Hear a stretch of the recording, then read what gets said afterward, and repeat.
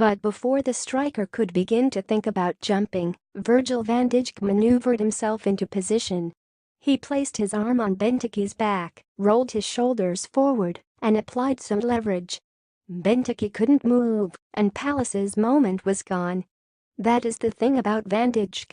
Everyone talks about him being a great defender because of his hulking size and physical strength, but it's the little things that he does so well. His timing, his reading of the game. How often do you see him in a position where he needs to make a sliding tackle?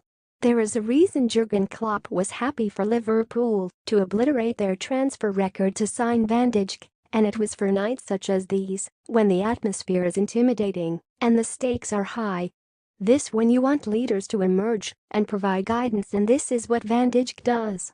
To see him banging his hands together at Liverpool's midfielders, imploring them to keep their mind on the job, or sweeping balls out to the right flank for Trent Alexander-Arnold to scuttle after, you saw a player in complete control.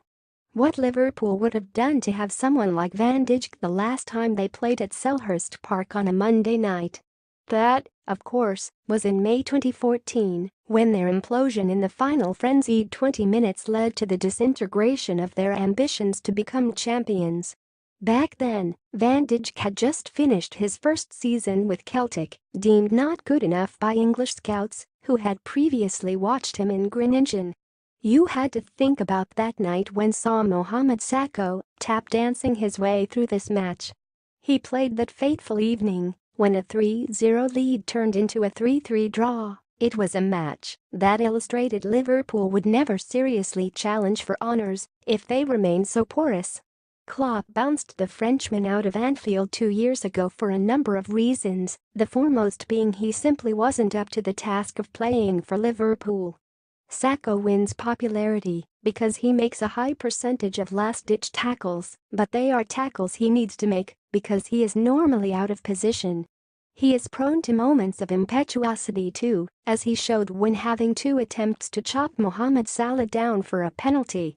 There were other eye-catching performances in Liverpool's defense here, such as Joe Gomez, Van Dijk's partner in the middle, and Alisson Becker, the number 1 whose handling was assured, and his ability to set Liverpool on their way with quick counter-attacks was crisp.